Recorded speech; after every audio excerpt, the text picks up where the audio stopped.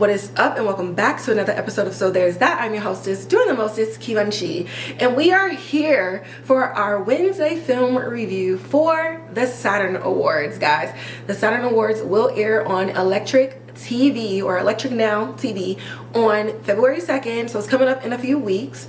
And if you don't know about the Saturn Awards, so the Saturn Awards is an awards that's specific for all of the genres that's non-drama and romance. So horror and all of its subgenres, sci-fi, all of its subgenres, supernatural, and fantasy, okay? I didn't even know that this was an awards thing that existed. I kept saying, like, I'm so tired of horror getting shafted at all of the bigger award shows, because even though the genre is horror, the performances, especially in really good horror films, are dramatic in nature. Like, everything isn't so slasher or campy in the way that a lot of people like to think that it is. So to find out that this is a thing that exists, I was very shocked. But it's actually one of my favorite awards because this is my favorite genres. I love horror, I love sci-fi, I love supernatural, and I just like the elements that surround it, and I love the imagination of it all and the way that you can just kind of create in it. And I think it's one of the most accepting genres that's out there, especially for filmmakers who don't have a lot of money. You're just doing something in your backyard, you're just doing something with your friends. It's very easy for your film to actually get on a platform to be seen on, like, IFC or on Tubi or on Plex, and you can submit it to Amazon, you can submit it to other platforms as well. But I will say that horror and sci-fi are just really welcoming as a genre community, and so if you're somebody who really likes this genre, then tune into the Saturn Awards. It happens every year, and now that you know that it's on your radar, you already know what to look for and things to support. And then I think it also helps that because it's focused specifically on these genres, it doesn't feel as it doesn't feel as slighted when a really good show, regardless of it being a horror genre, is not mentioned in nominations at some of the bigger award shows, especially bigger in US. In the US, a lot of people use the US awards like SAG Awards, Golden Globes, and Oscars, and Emmys.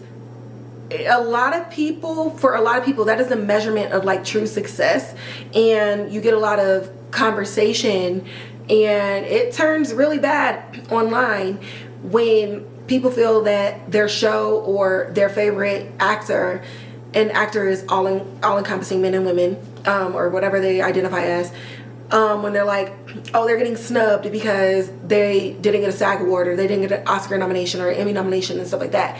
And for some reason, it's like, I really want consumers of entertainment, like, if you genuinely love this, then I think you could shed the fact that the US awards and your favorite being the recipient of it does not make or break their career. At the end of the day, an actor's goal is to be a working actor.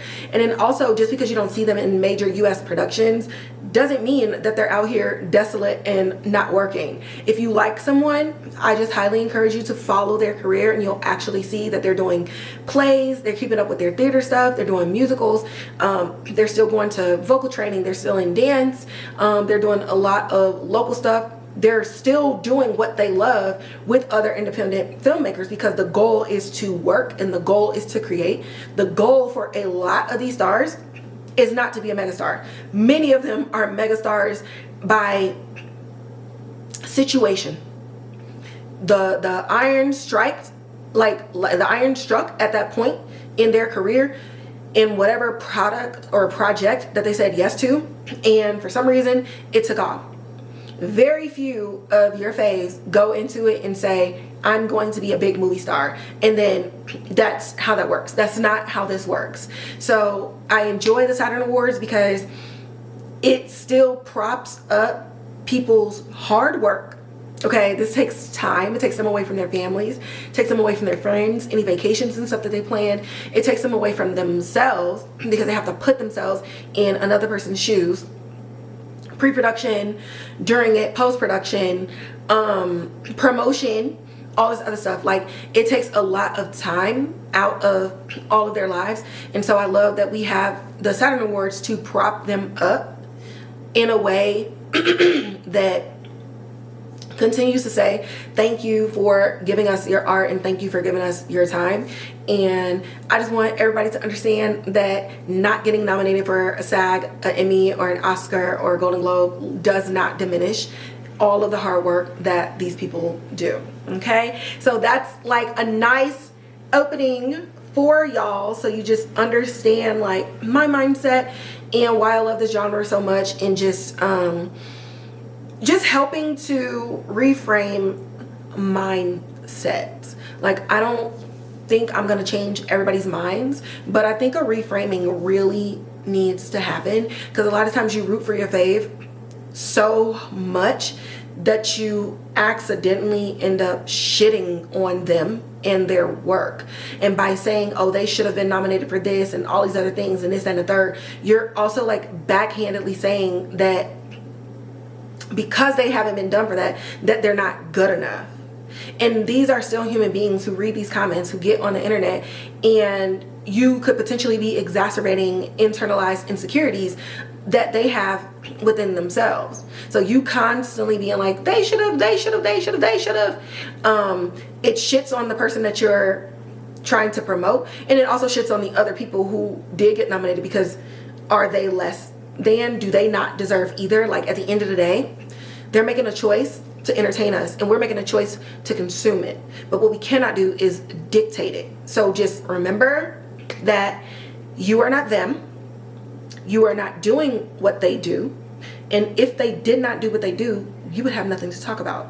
So just enjoy it, you know, accept it, and be excited. And again, if you really like somebody, just consume the stuff that they do and support their work. Be a real fan, a fan who can win like trivia night if they were to talk about your favorite show or your favorite actor. Okay, now moving into the Saturn Awards. So today we are going to be doing film reviews across 7 films, y'all. Like, I think this awards has like the most nominees in categories.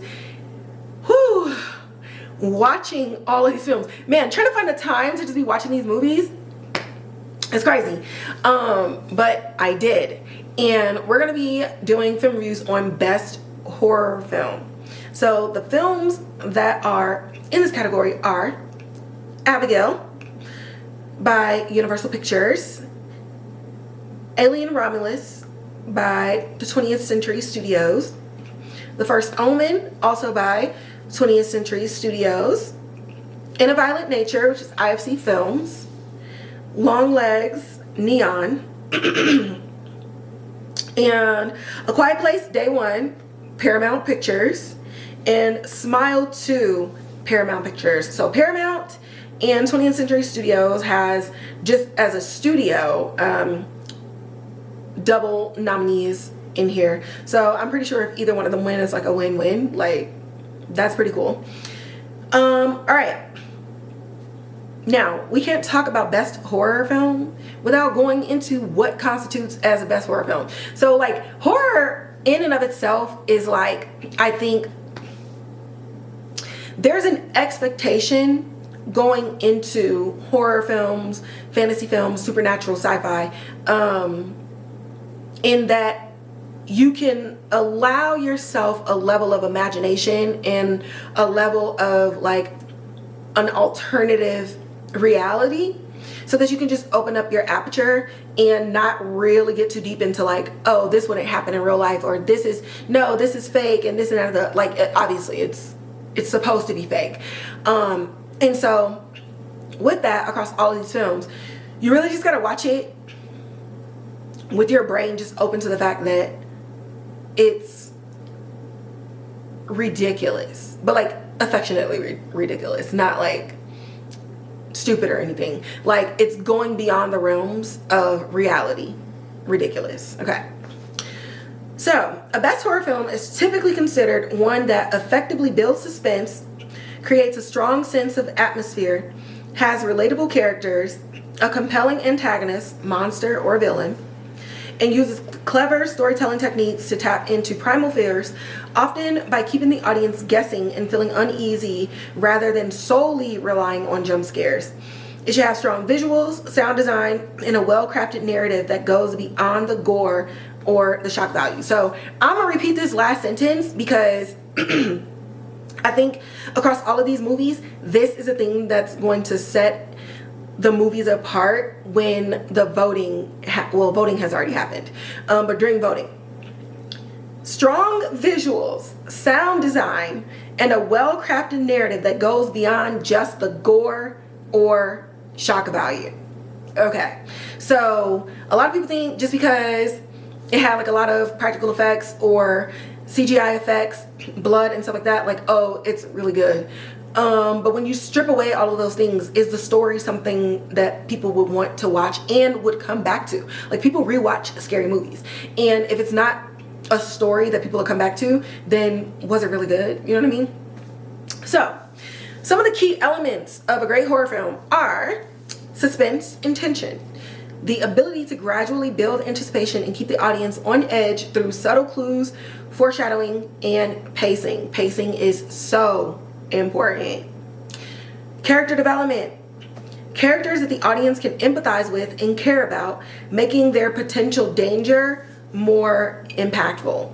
I think this one is really hard. It's like a nice delicate balance in horror because I think we all naturally watch horror stuff and we're like, oh, we would never do that.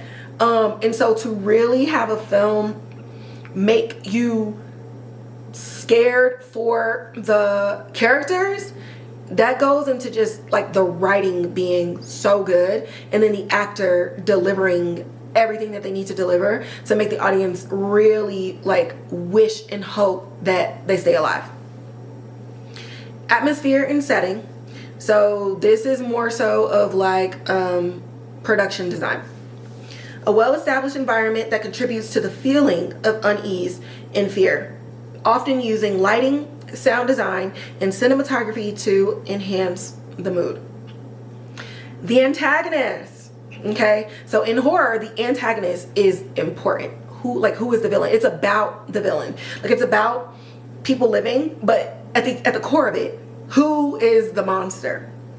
A frightening and well-developed villain or monster that taps into deep-seated fears, whether it's physical presence or a psychological concept. Psychological horror is literally at the top of my list.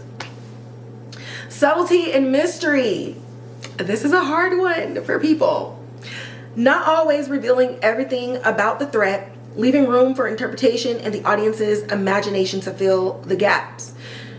We'll talk about that's going to come into play in a few of these movies. So we'll get deeper into subtlety and mystery as it pertains to a great horror film. And then last but not least, theme and social commentary. Some horror films use a genre to explore deeper themes or societal issues, adding another layer of depth. So theme and social commentary, I don't think is necessarily like a deal breaker in best horror film, because if it's added, it's like, okay, cool. But at the core of it, all of the other elements are the most important. Who's your villain? What does the visuals look like? Are you rooting for the characters who are the protagonists? What is sound design like? Like, is it subtle? Is it is it mysterious? Like, what are we doing?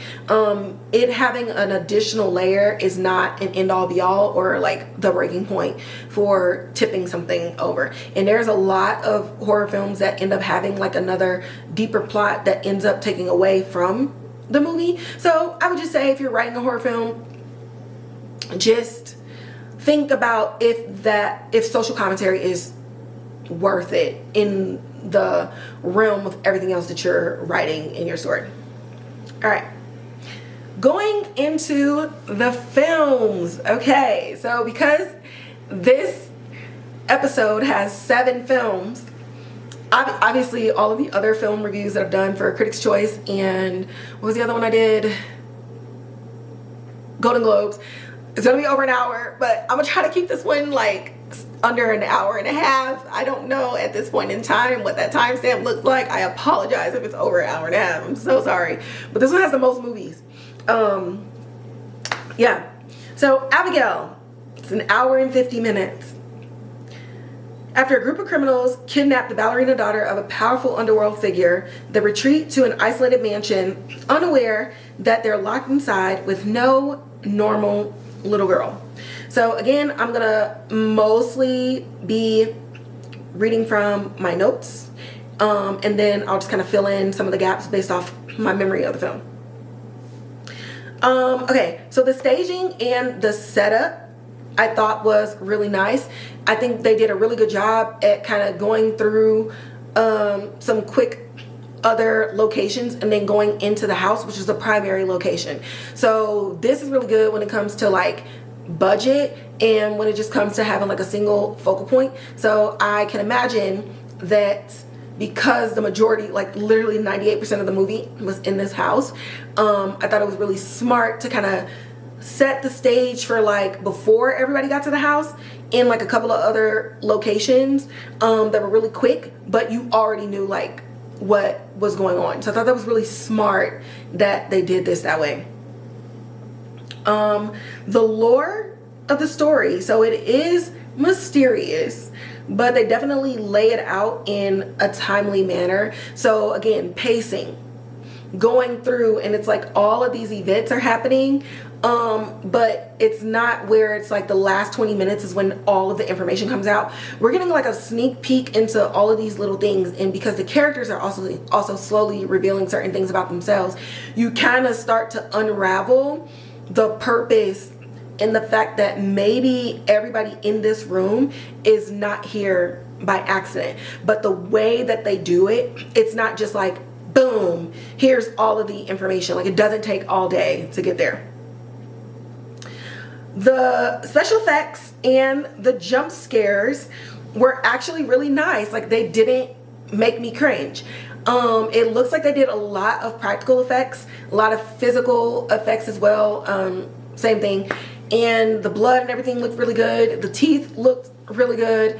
I just thought visually it was nice. It was kind of on the darker side, but the house itself was kind of like old Victorian style. So inside of the home, it was just very warm. You got your fire and your lanterns and things like that. So like with the lighting and everything that was going on, even though we're in the 21st century and we're in 2024, you felt thrust back into like a vampire layer.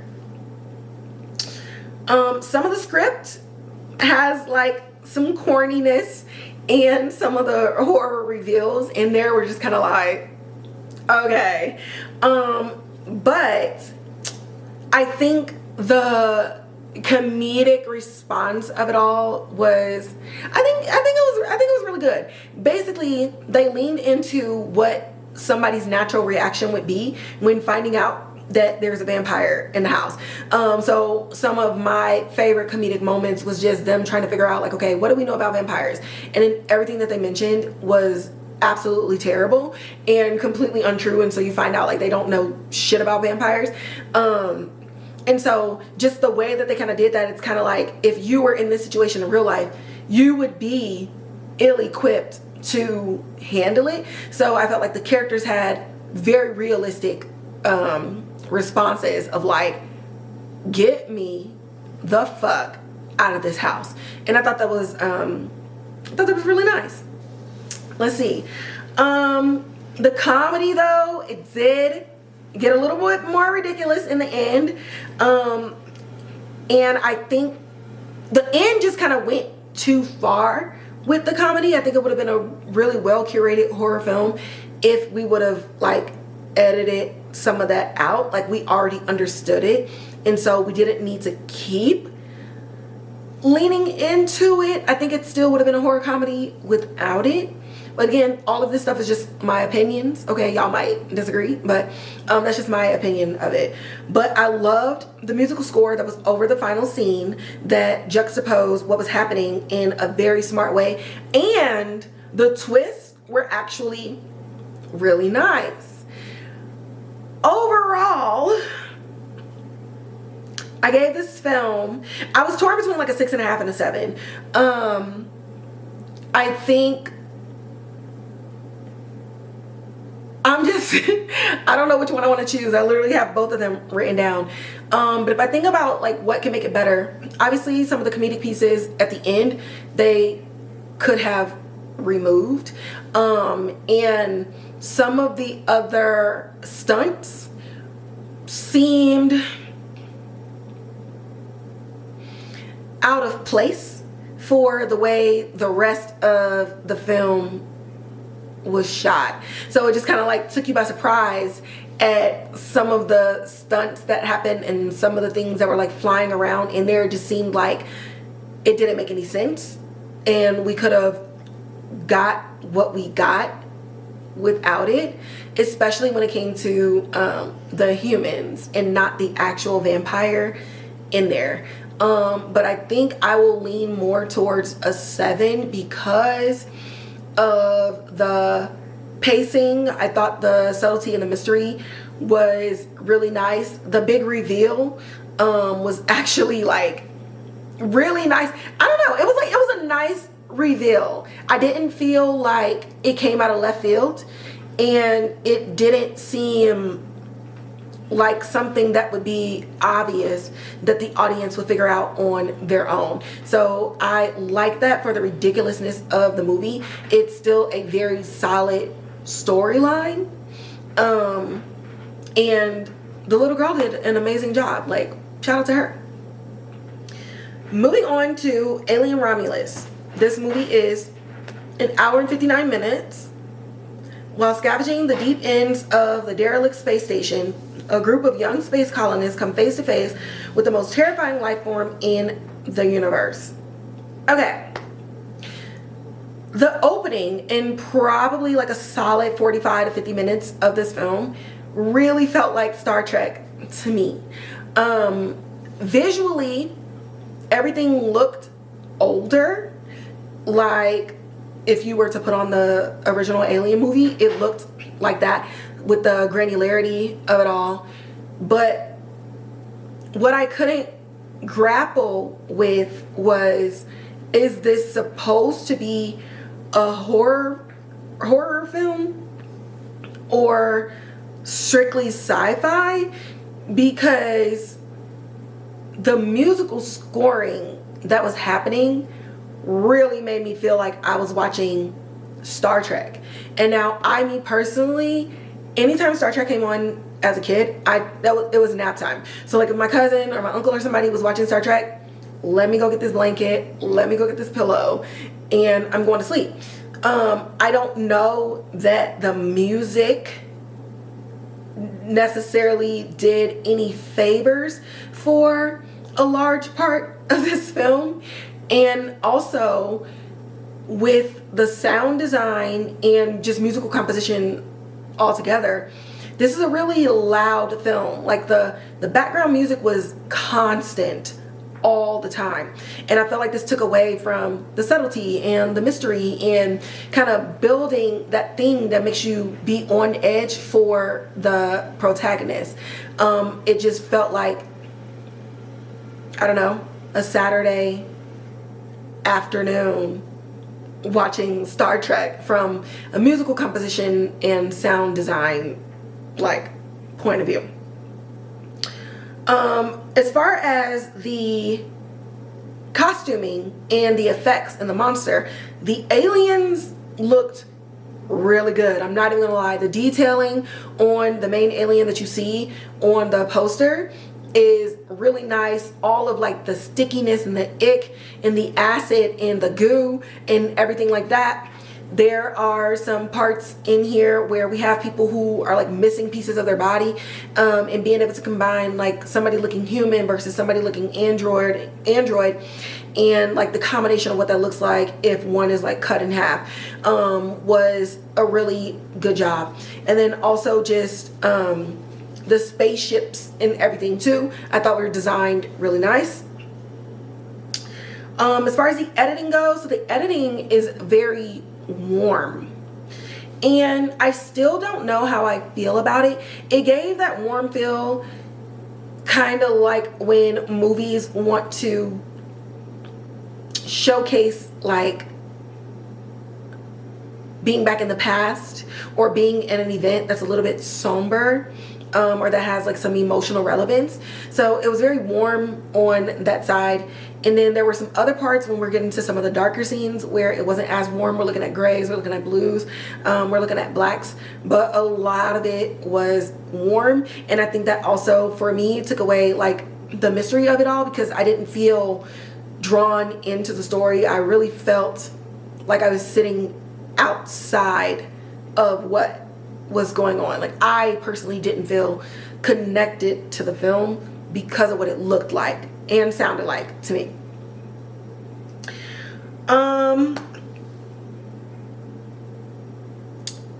So like I said before, it leans more sci-fi, but in acts 2 and 3 where the action like picked up, I'm gonna be real, if the action didn't pick up, I would not have liked this film like at all.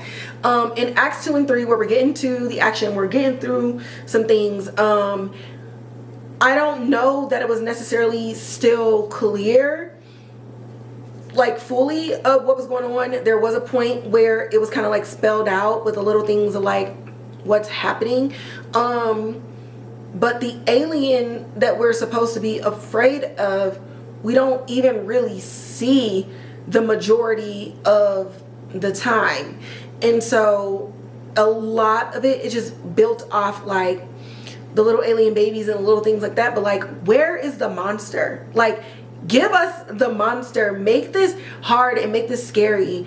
VFX and SFX did a great job, but I just felt like you're in space with an alien.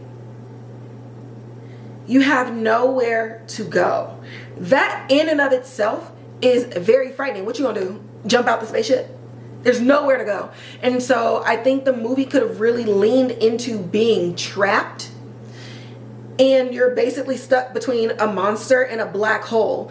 And we really, really could have leaned into what that fear is like to bring the audience into it and just wonder yourself, like, what would I do if I had nowhere to go? And the thing that is on here that is trying to kill me is something that I do not know, I do not understand. There's no books written about this.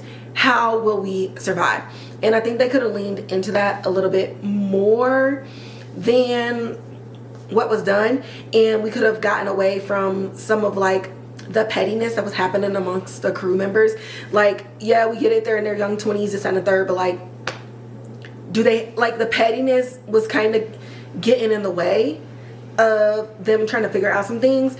And we could have dialed that back some and leaned into how they were going to work together to survive. And then obviously if some didn't survive, the audience would feel like something for the character. And there was only one character that I didn't want to die. One. The rest of them I was just kind of like, okay, like, I don't know. I didn't really feel invested in them. So overall, I'm gonna give this film a 5 out of 10. I just think it could have been so much better. What everybody's talking about the Australians now. It could have been so much better. Yeah, I just felt like they could have leaned more into the horror, and not just the visual horror, but just, again, the psychology of it all. They could have really combined both of those and had a really great movie, especially for a franchise that's like really known. But Alien 2 is my favorite of the franchise. So I had expectations. I had low expectations, mainly because none of the aliens have been good since Alien 2.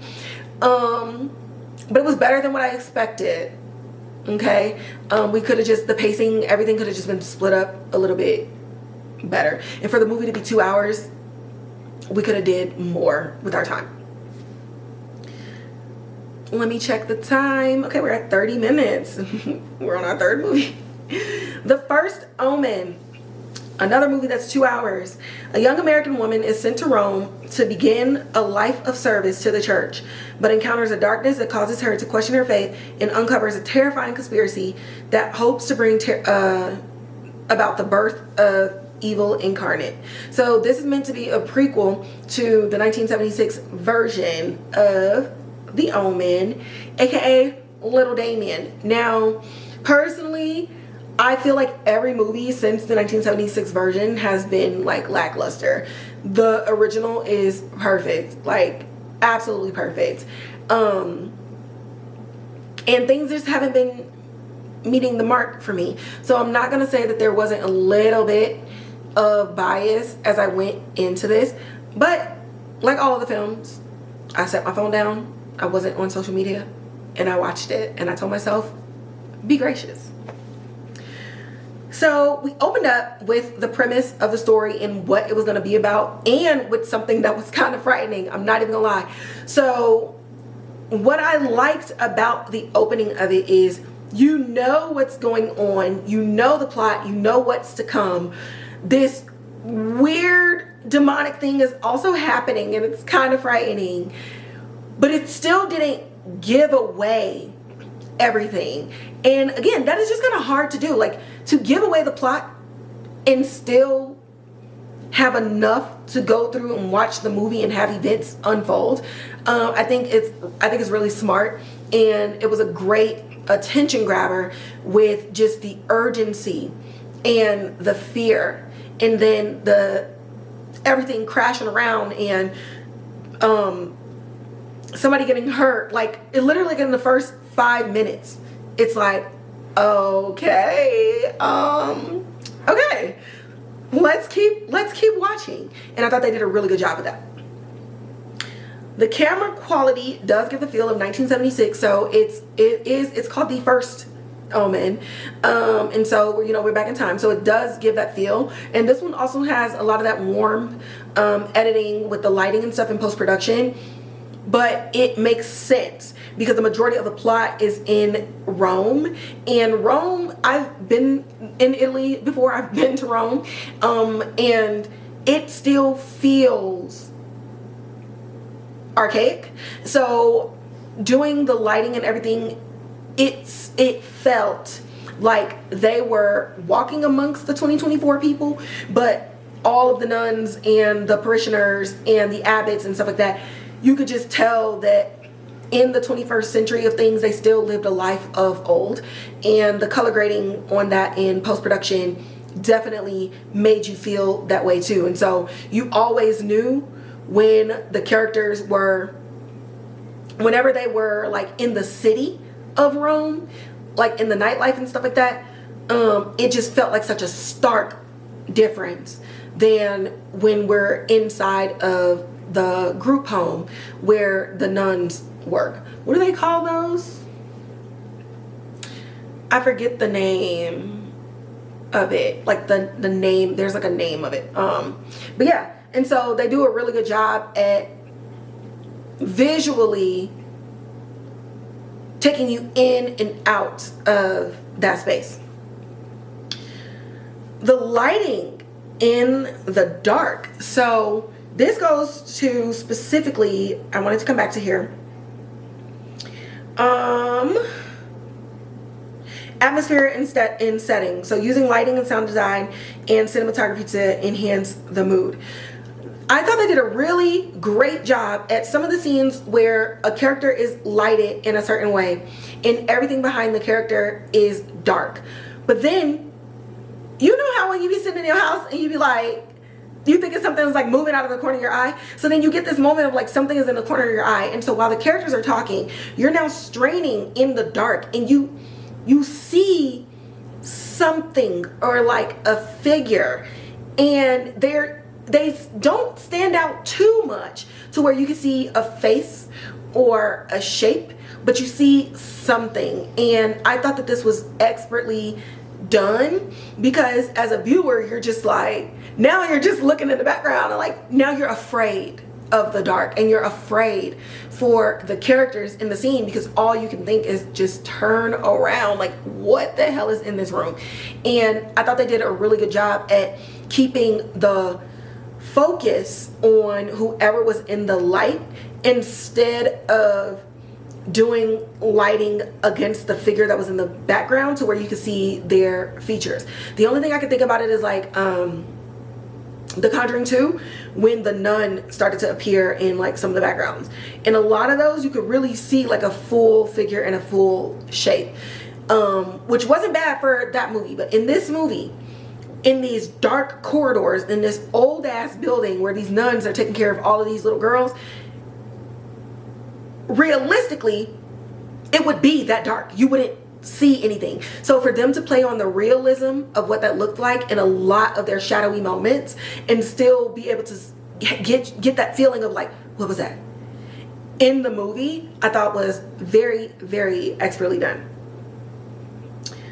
Let's see.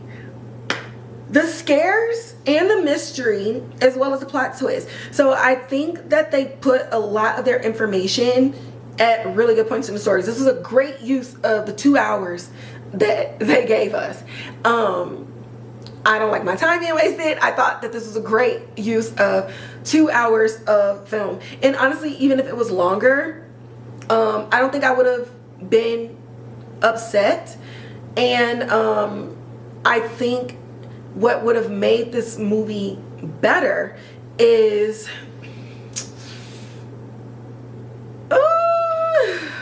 I don't know. I try to like do my reviews in a way that you can watch it, but you probably won't watch it. You probably just listening to me and being like, oh, that sounds great. Okay, cool. Maybe I'll put it on my list. But y'all remember when Final Destination 5 ended with the full scenes from the original Final Destination and everybody getting on that flight? Okay, what would have made this movie exquisite is if they would have not only just talked about the thing that happened in the original movie, it would have been exquisite if they would have actually shot scenes to recreate the opening of the 1976 version. Obviously we wouldn't use those actors, so you would just shoot from like the neck down. You would try to just get them to match like their vocal cords and just like the tone and pitch of the original actors. But if it would have like went into the beginning of the 1976 version, I think that would have been excellent, because now your audience is going to go watch that movie. I did put on The Omen afterwards, mainly because I wanted to see exactly if the ending of the First Omen lined up with the beginning of The Omen. But I just feel like if they would have just did it, I wouldn't have had to ask that question myself. And I also think it would have driven people naturally to then go and watch The Omen from 1976. But they mentioned them and they spelled everything out with voiceover and stuff like that. But I think visually that would have sold it. My rating for the film is 7 out of 10.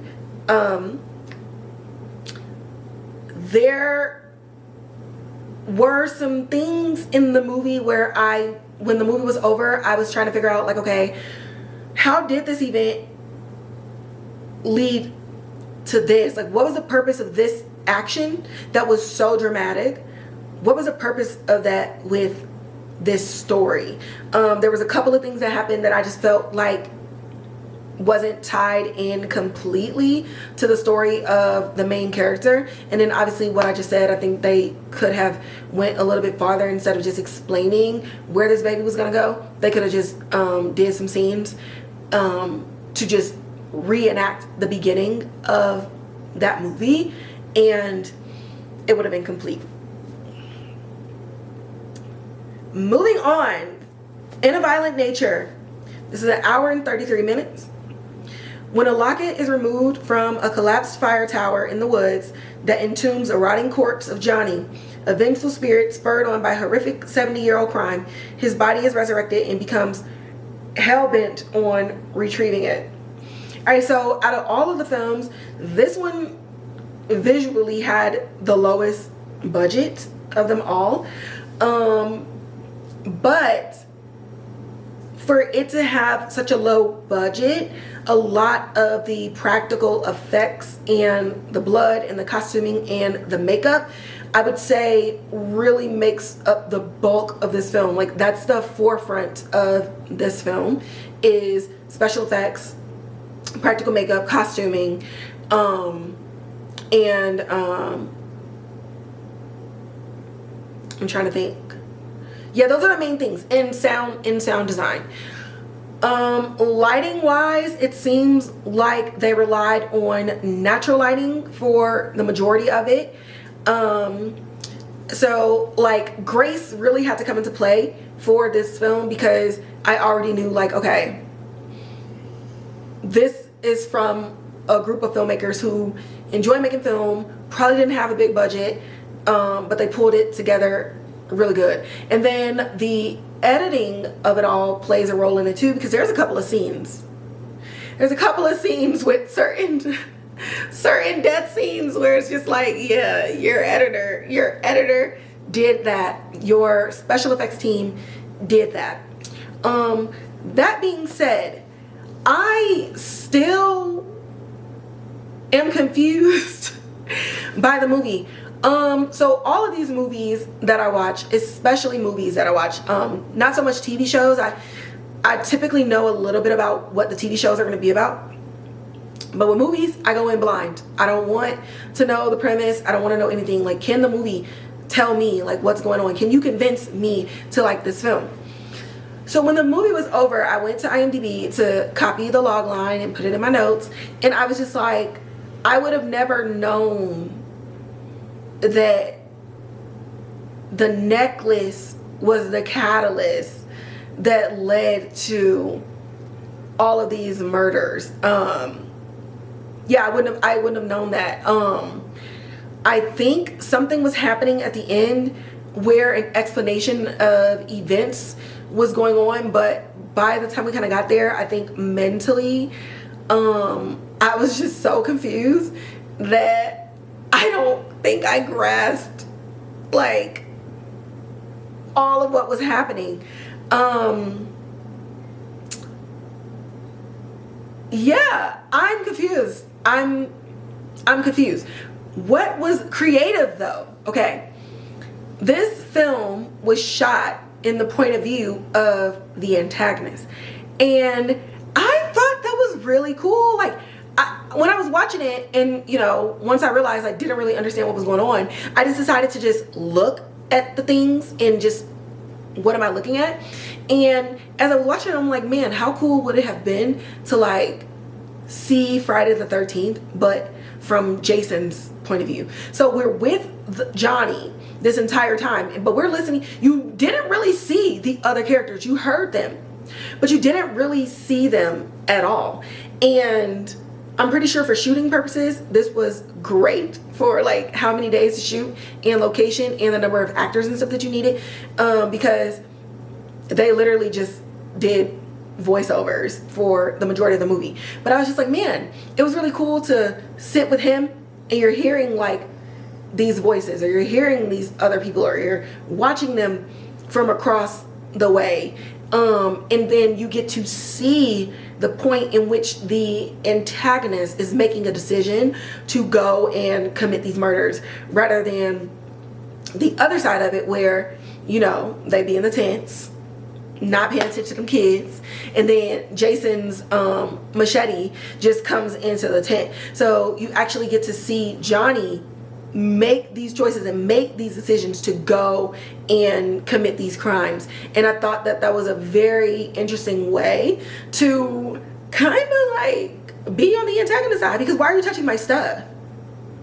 Why are you touching my stuff? Like, do you live here? Like, you're supposed to be here at this Airbnb and, you know, minding your own business, but you over here stealing jewelry and stuff off the grounds, and now you done woke up this man and now he gotta kill all y'all. Like, see, like, what are we doing? So it was very interesting to be on. I think I'm mostly on the bad guy side in a lot of things, but I think this is one of the first times where I genuinely was like, who's next? Like, I've watched movies where I've been like, okay, this person deserves to die because they're gonna get on my nerves. But to be POV Johnny and it's like, yes, 2 down, let's get the rest. That was really nice. Overall though, I rated the film, I'm not even gonna hold you, I rated the film a 2. I rated the film a 2. I didn't really have any difficulties with the rating at all. But I tried to look at like the good in things and what are all the ways in which a film did everything really well. And I just think like special effects, VFX, hair and makeup, costume design, I think they did a really good job. The editing, the gore was there. It wasn't too much, but it definitely was like, oh shit, like it did what needs to be done. And then also they're nominated for best horror film, so like at the end of the day they're nominated, so it's a win. Like my film rating like has no bearing on the fact that it's a nominated film for a Saturn award. So you know, they're winning, okay? Who am I? I am but a mere muggle, okay? Next up we have Longlegs. Longlegs is 1 hour and 40 minutes. In pursuit of a serial killer, an FBI agent uncovers a series of occult clues that she must solve to end this terrifying killing spree. Out the gate, this movie is Stephen King's baby. Like, does Stephen King has sons? Like, you know when they be like, I don't know, like Nicki Minaj has sons or like whatever, Beyonce has sons. Does Stephen King have sons? Because I think if not, this is like the birth. I think I watched the birth of Stephen King's baby through Longlegs. I am a Stephen King I won't say fanatic, but I read almost all of his books. So I thought it was really nice. Visually, okay, let's talk about it. This movie, I think, birthed, I don't know if you remember, but I told y'all how I Am Legend was like the birth of me being obsessed with sound design. Longlegs is the birth of me being obsessed with cameras and how important they are to tell a story and cinematography. So let me just paint this picture for you. The movie comes on and it's like, it's square. So instantly you're taken back in time, not only with the way that they shot the camera, because we know like movies and films back then, it was just very much like square imaging. But using the square not only is important for like, how do I put this? How do I put it? The square was not just cool to use to kind of give this eerie feeling, but it told you without putting the year on the screen that you were back in time. Okay. And then it's all like grainy and it kind of like gives that old picture quality of like, I don't know, like the original Nosferatu. And then as the title card is on the TV, it's slowly expanding into widescreen of what we are knowing today. And then throughout the film, whenever there was a moment where we were having a memory or going back in time for something, it went back to the rounded square edges, and so it pulled everything in. So again, using it as a time capsule moment, but then just visually focusing and keying in on the events in this tiny little space, I thought was absolutely excellent. The lighting in this movie, the movie is dark. There's a lot of times that we're in the dark, and you can see everything. There's a scene where Blair Underwood's character, which was a shock to me. I was kind of like, okay, a little sweet while watching this movie. He's in this movie and it's brown wood paneling on the walls. It's kind of dark in the room because it's kind of like overcasty outside. And so you got these dark brown wood, right, with a dark brown actor standing next to a white actor, and then you got these two bodies on the bed. Everybody in the room was lit. Nobody was blending in or getting lost in the grays or getting lost in the browns or getting lost in the warmth of anything. And to be able to use lighting to really pull the focus of the characters so that they're not bleeding into the background of a scene is really important. Now, you might be listening to this and being like, oh, well, that's normal. But no, have you ever watched like cop shows? They're in the dark, but they got their little FBI jackets or their winter jackets on, and like the winter jacket is navy blue, but it's blending into the dark of the background because it's nighttime, and then now the only thing that you see is their neck or whatever. Every time, even when they were in the dark, you could see all the pieces of their body and everything that they were wearing. And I thought that it was a well lit film for a film to be dark, and for it to look old and on purpose. Another thing, production design, incredible with the way that they were able to bring like this old paneling and just I don't know, it just felt really good to watch all the places that they filmed. It was really nice. And then even with the cinematography, there was a lot of ways in which they shot things. There's this hallway scene.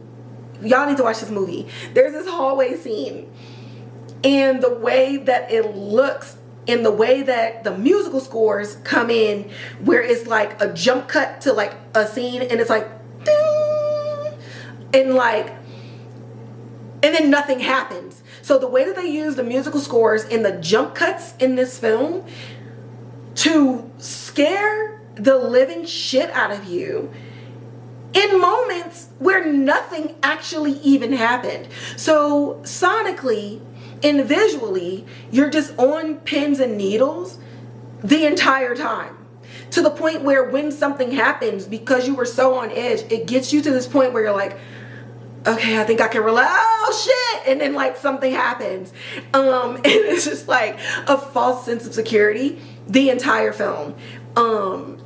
And I just thought it was really nice. Another thing too, and this probably is one of my favorite things, again, going back to being a cinematography nerd, I felt like I was the main character having an out-of-body experience while looking at the memory of my own life. Every time the camera was on her, it was like direct on her, direct in the front, direct on the side. Like they were really doing like a lot of like straight on and perpendicular angles to the main character. You never lost her when it was a side profile. You never lost her. Again, the lighting did an excellent job. But when it was in front of her, especially in scenes where it's switching from her to the other characters, it gave you like this fishbowl effect to where you felt like you were hovering over her. Like you're trying to get close to her and figure out like what she knows. And it didn't make you feel absent of her. It made you feel like you were her. And then even in those same scenes, every time it would go to the other characters, it's maybe like angled on the character. Maybe they're cheating a little bit towards the camera. Maybe the camera cheats a little bit away from them. But then it would go back to her, and it's like right in her face, like an interrogation. And it really made you feel like, okay, something is going on with this character. Like, is she, like, how special is she? The way that it looked just from being on her to being on everybody else, it was just different. And then with the antagonist, when we're finally bringing the antagonist in, it was the same thing. And so now visually, because of how they look to us on screen, you're now saying, okay, there's a connection between this lady and this antagonist. And we need to figure out like what that connection is, because they look different within the movie from everybody else. Like, What? That is crazy. So as far as my rating goes, oh my god, I forgot to even talk about like okay, my rating. Okay, we're just gonna say it. I'm gonna give it a 9 out of 10. I'm gonna give it a 9 out of 10. Okay, so going back to some of my notes, why is it a 9 out of 10? Honestly, okay, let me go back to my notes, and then there's like one thing that I think could have made this a perfect movie. The use of the overhead shots in the storytelling, and by overhead I literally mean like the camera is literally like, again, perpendicular. We're getting like head on angles in this. I talked about this with The Substance as well. It really just creates this thing where you feel like you're hovering over your own body. Like, to me, watching this film really just felt like being stuck in a moment where you're having sleep paralysis and you have no choice but to like watch. And if you've never had sleep paralysis, you cannot move, you cannot speak, all you can do is grunt, and you're watching this monster come towards you.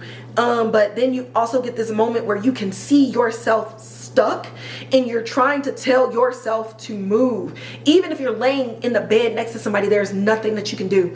And so watching this movie, I felt like I was in like sleep paralysis mode, especially with the way that they did the cameras. And also with the movie, there's like 3 parts, so it'll be like part 1, part 2, and part 3. I think that they did a really good job with incorporating that. And I talked about this with Conclave, where I said if they would have had like some cards in there to kind of tell us where we were, I think it would have enhanced the movie for me. But the fact that they were putting like part 1, part 2, and part 3, it took you through the moments, like pivotal moments and pivotal events, so that you could piece them all together so that you were never lost or confused. And I thought that that was really smart of them to do. I don't think the movie would have been less if they didn't break it up that way, but it really was about like storytelling and events and why the final plot twist ended up being what it was. And now you're piecing all of it back together. So not only visually did it do that, but it reminded me of a book. You got part 1, and you're like, oh, and then part 2 kind of goes, and you're constantly thinking like, okay, how does this part connect to this part? And then you're like, oh, and then you get to part 3 and it's just like, oh my god. And they did it was like watching a book. Like, I felt like I was reading a book. So I thought that was really well done. So again, 9 out of 10. What would have given it a 10 out of 10 would have been if we got like a visual backstory, maybe 5 to 10 minutes, if that, of how the antagonist came to do what he does to these kids. So him and what he did and the whole story and the plot, incredible. But I think that if we would have gotten just a little sneak peek into his origin, this would have been a perfect film. It would have been perfect. Literally 10 out of 10. Horror movies that I deem perfect: Saw #1, The Menu, Final Destination 5, and oh my god, I had another one, The Conjuring 2. Those are, oh, and The Exorcist, the original Exorcist. Those are like perfect horror movies for me. So am I kind of comparing them? In a way. But again, I like to always look at my rating based on the criteria that I read at the beginning. So I think it's impossible to be completely unbiased unless it was like something that like a genre or something that I'm just like completely unfamiliar with, and I just kind of go in like not knowing anything, like not being educated about it. But I have some education in horror and things like that. But just everything, 9 out of 10. Like a phenomenal film. Highly encourage you to watch it. And also, I think that it's one of these scary movies that's not like you know, people who don't like scary movies are like, oh my God, I don't want to watch it. I think people who don't like scary movies could watch it and not feel too afraid. Like it's definitely psychological, but not in the way that you think. You don't walk away feeling like there's something in your house, or feeling like you would succumb to something like this. Like, it's not like that. And so I think because of that, it's just a really good film that can bring in people who are afraid of watching horror films. All right. Whew, 2 more left, y'all. A Quiet Place, day 1, 1 hour and 39 minutes. A young woman named Sam finds herself trapped in New York City during the early stages of an invasion by alien creatures with ultra-sensitive hearing. Okay. I'm going to just tell y'all what I gave the film, and then we're going to talk about why I gave the film that. So, I gave this film a 5 out of 10. First and foremost, I don't understand why it's considered a horror movie. It definitely leaned more, I felt like the drama and like the undercurrent of romance led this movie more than the horror of it all, especially with it being in a franchise at this point. The silence and the need to be silent, we already knew that this would be a thing. The absence of, so a lot of the critique is the absence of an explanation on where the monsters came from and stuff like that. And I'm gonna be real, I kind of defended the movie in that sense. If it's day 1, nobody's gonna have information. We're just finding out in real time that we gotta shut up, otherwise it's gonna come and kill us. So I did defend the movie in that way. But because we have these other films where you still don't know what's going on, I think the expectation was for something to kind of reveal like what's happening, and we didn't get it. And then because of that, I think that the mystery and the subtlety it went too far. I think it tried to be mysterious too much, and it went over a lot of people's heads. I will say with the lighting and the color grading, I appreciated it. I appreciated the bright yellow colors that Sam was wearing and some of the clothing against like the gray and the blue and the destruction in the ash and everything. Like, I like the colors against the destruction of it all. But the movie itself, just even as a horror film, I'm just confused by its classification, because I don't even think that there was enough horror or any monsters to make you feel anything. And then the depth of her being a cancer patient, I think, just kind of overshadowed everything. And so when I say it felt more drama, romance, I don't necessarily mean like romance in the sense that the two characters were going to hook up, but just in the intimacy and the friendship building of it all. It just kind of felt like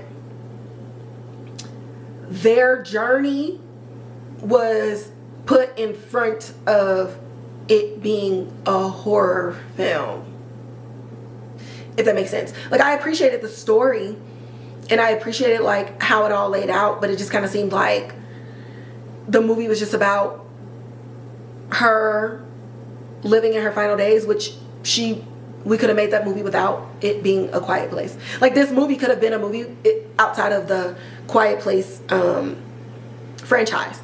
So the fact that it was in the Quiet Place franchise, that we didn't really get the Quiet Place vibes.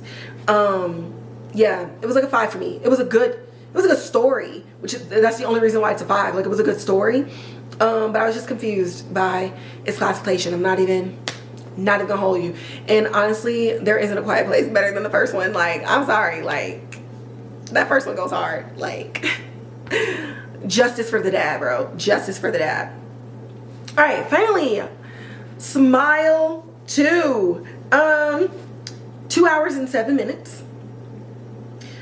Getting ready to embark on a world tour, global pop sensation Sky Riley begins experiencing increasingly terrifying and inexplicable events. Overwhelmed by the escalating horrors and the pressures of fame, Sky is forced to face her past. So the start of the film definitely puts your mouth on the floor and leaves you in a panic. Like, you literally, like, things are just happening and you're just like, what? Like, what am I watching?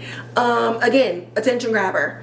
How do you get attention? A lot of times it doesn't have to be like murder or things and stuff like that. Like, the way that you're telling the story, are you gripping enough with what's going on? And with their opening, it wasn't just the events that were happening in the scene. It's the absence of explanation of those events and the way that they would pause with the camera and make you sit in these moments. It made you be like, what? Like, what is happening? So you literally open it up, panicked, just like the character that opens up. So it's almost like you're running away from something. And I think that I didn't watch Smile, the Smile one. My sister said it wasn't that great. So I didn't watch Smile 1. But not watching Smile 1, I felt like when it opened up, I felt like it opened up immediately at the end of whatever was happening in Smile 1, because he's running from something and towards something else. So it was like a nice continuation. I would have to watch Smile 1 to know like how that ending was, but it really felt like I just jumped into the deep end as soon as this movie opened. Cinematography and editing did a really good job with keeping you in the dark with the actress. I would say very soon they brought you into the events and you had no idea what was going on. A lot of things they also used kind of like that fishbowl effect with certain things that was going on, so that you knew visually that something was altered. But what they also did with the story is they switched between it so much that by the time we get to the plot twist, it was like Fight Club almost, where even you as the viewer couldn't tell reality from whatever was going on in your own head. And I thought they did a really good job with that. The way that that was exposed to you finally as a viewer was really shocking. But then they took it a step further, and by the time you got to the end of the movie, you're just like, what the fuck? That's me beeping myself on the F word. I think I met my cussing quota. Yeah, by the end of the movie, I was like, yo, let me watch this again and see if I can tell like what was going on, which is really good to want to run it back so that you can be like, no, that was they had to have given this away. It was really seamless in the way the plot, in the way that the plot unfolded. And I thought that there were no breaks, and I don't think that there was a lot of hiccups in how they told the story. As far as my rating goes, I'm going to give it an 8. I enjoyed the movie. A lot of people start trash about it, but I enjoyed the movie. What would have made it better for me is if in these 2 hours and 7 minutes, there would have been some more of a spelling out of what was happening to her. And I'm kind of like on both sides of it, because when something that terrifying is happening to you, how likely are you to seek the answers when you're just in a panic and you have no idea like what's real and what's not? But then the other side is like, I would want to seek out somebody to help me figure out what's going on. And so it was just kind of like, she was going through this whole movie blind, and she didn't know why this was happening. So like we knew, like if you watched Smile 1, you kind of knew, but yeah, she didn't have any help at all. And I don't know. I'm just back and forth on if that's what makes it great, or did we need it at all. I can definitely see both sides, because I genuinely was floored when the end came, and I was just like, that's crazy. But then I'm also like, the way the writing was set up, it was like it was inevitable, because there was no explanation. It was always going to end the way that it was going to end. And that's crazy. It's like, it's kind of like when the what was it, Saw 6, where the girl was upset, and so she made all the games to where they were gonna die. Like, you're just watching them try to figure it out, even though you rigged it for them to always die. And it's like, well, what's the point, you know? And so I just felt like when you get to the end, it's just like she never had a chance. And so it's like, is that what you intended when you wrote it and directed it? I don't know, but that was my final rating. So there's that. Saturn Awards, Best Horror Films, airs on Electric Now TV February 2nd. My overall thoughts on this, obviously, as always, congratulations to all of the nominees. That is a win in and of itself, and you get to dress up, and then you go to the awards. Hopefully they feed you some decent food, and you get to just be amongst your peers and celebrate other people around you who simply just want to make movies, good ones or bad ones. It doesn't really matter. They just love the art of it all. If I had to choose who I think would win, to me, it's definitely between Smile 2 and Longlegs. If I had to pick a third, I would say the First Omen. But I don't know. I've never seen the Saturn Awards, so I don't really know if there's any specific patterns of like snubbing. But yeah, I think out of all of these films, Longlegs was the best one. It was the best curated. And again, if they would have just had this one little thing, I think it would have been a 10 out of 10, but it's probably a 10 out of 10 to the committee. So I don't know, because Conclave won Golden Globes with best screenplay, and I ranked that one like third on my list. So you never know. Here I'm just here critiquing, and I just love it when my camera dies because I talk too much. I don't remember where I left off. So yeah, apparently the universe is telling me to shut my mouth. But yeah, those are the 7 films.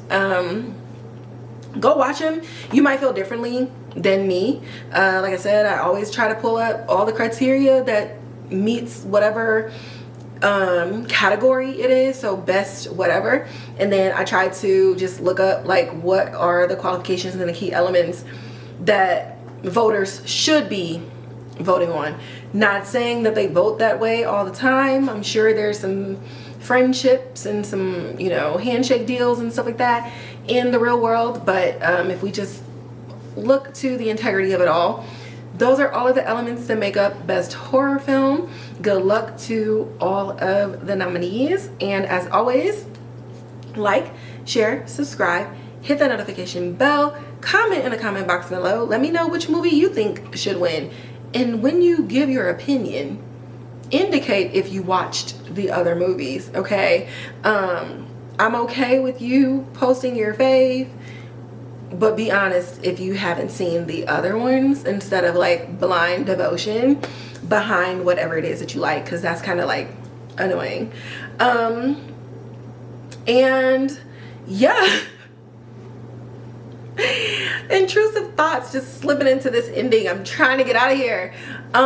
Yes, if you have people in your life, again, who don't watch the YouTube videos, just go ahead and share the Spotify and the Apple Podcast links. You can also follow me on Instagram at So There's That Podcast, where I'm posting a lot more other content. And then you can always find me talking my shit on Twitter at Kivanshi and at Kivanshi on Blue Sky. I'm a little bit more tame, a little bit more chill on Blue Sky, but we'll see. I don't know what I'll look like there, you know, just little bits and sprinkles of my personality all over the place, you know what I'm saying? And with that, I'm gonna catch y'all in the next episode.